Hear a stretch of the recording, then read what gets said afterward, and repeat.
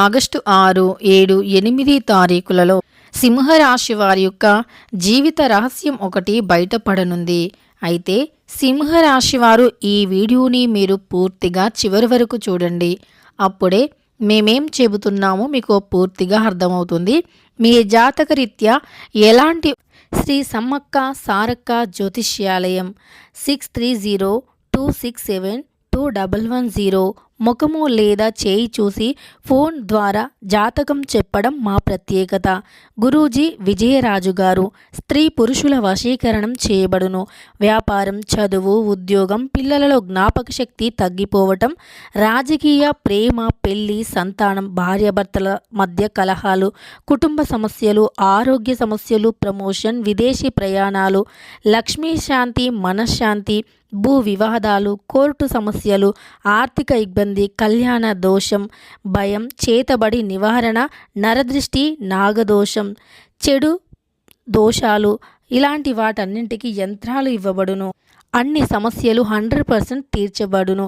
గుప్త నిధులు కలలోకి వస్తున్నాయా? ఇంట్లో కానీ, స్థలాలలో కానీ, పొలాలలో కానీ ఎక్కడ ఉన్నా గురువుగారు పూజలు పెట్టి లిఫ్టింగ్ ద్వారా తీయబడును. నమ్మకంతో కాల్ చేయగా మీ జీవిత రహస్యం అనేది బయటపడబోతూ ఉంది. అలానే మీకు ఎలాంటి గోచార ఫలితాలు ఉన్నాయి, శుభ మరియు అశుభ ఫలితాలు ఎలా ఉన్నాయి అనేటటువంటి పూర్తి అంశాలను ఈ వీడియోలో తెలుసుకుందాం. వీడియోని మాత్రం ఎక్కడా కూడా స్కిప్ అనేది చేయకుండా చివరి వరకు చూడండి. అప్పుడే మేమేం చెబుతున్నామో మీకు పూర్తిగా అర్థమవుతుంది. ఇక వీడియోలోకి వెళితే, సింహరాశి అనేది రాశి చక్రంలో 5వ రాశి. మక 1, 2, 3, 4 పాదాలు, పుబ్బ 1, 2, 3, 4 పాదాలు, ఉత్తర 1వ పాదంలో జన్మించిన వ్యక్తులని సింహరాశి వారిగా పరిగణిస్తూ ఉంటారు. ఈ సింహరాశికి అధిపతి వచ్చేసి సూర్యుడు. అయితే సింహరాశి వారు మీరు ఏంటంటే మీ యొక్క జీవిత రహస్యాలను సాధారణంగా ఎవరితోనూ చర్చించరు.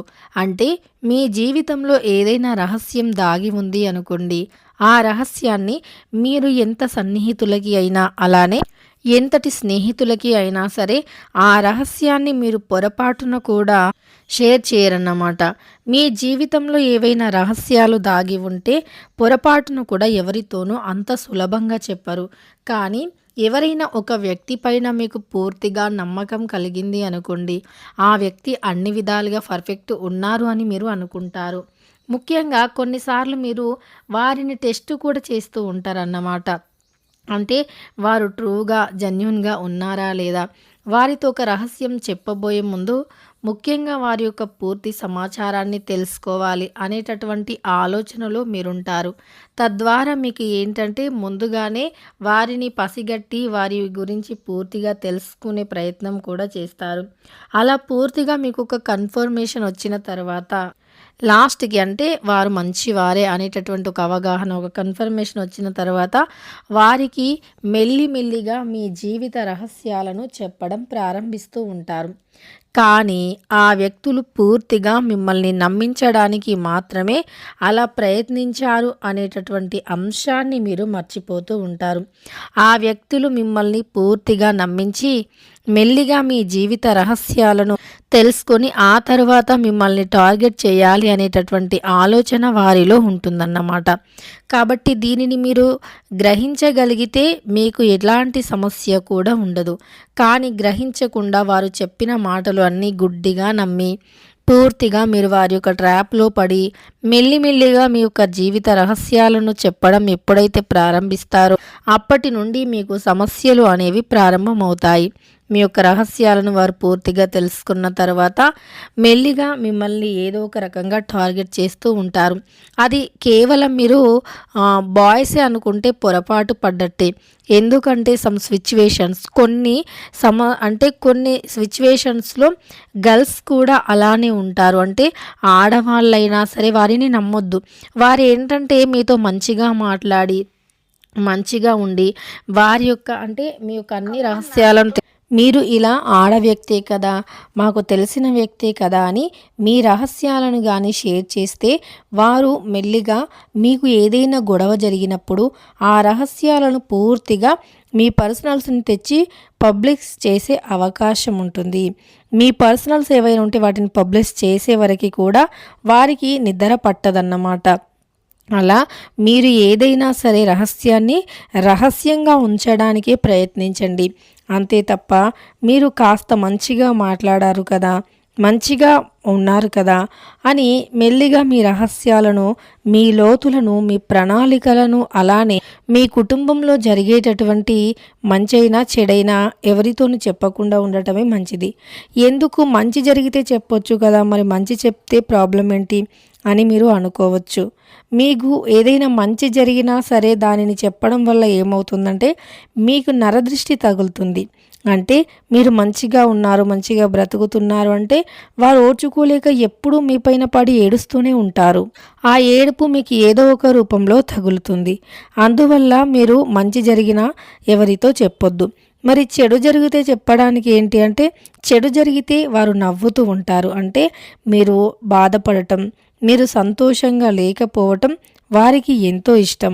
మీరు ఆనందంగా ఉంటే వారికి నచ్చదేమో కానీ మీరు బాధలో ఉంటే మాత్రం వారికి చాలా చాలా ఇష్టం అన్నమాట.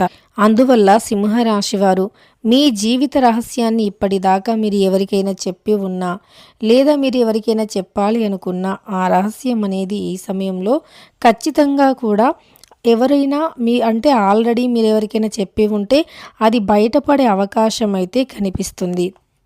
కాబట్టి మీరు మీ జీవిత రహస్యాలను ఇకనైనా సరే ఎవ్వరికీ కూడా మీ యొక్క అత్యంత విలువైన మాటలు కానీ, అత్యంత విలువైన రహస్యాలను కానీ ఎవరితో చెప్పకుండా ఉండటం చాలా ఉత్తమం. కాబట్టి మీరు ఈ ఒక్క విషయంలో జాగ్రత్తగా ఉండండి.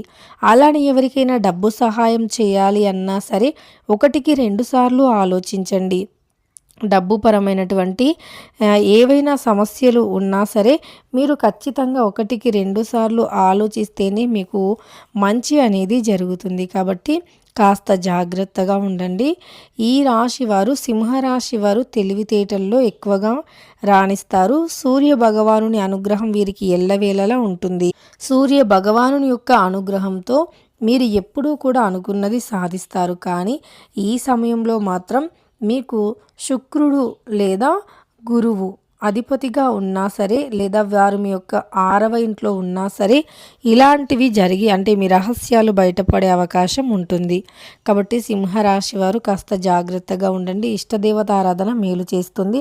కష్టపడి పని చేయండి. రహస్యాలను ఎవరితోనూ చెప్పొద్దు. వీడియో నచ్చితే లైక్ చేయండి. ఇలాంటి మరెన్నో వీడియోస్ కోసం ఛానల్ని ఇప్పుడే సబ్స్క్రైబ్ చేసుకోండి.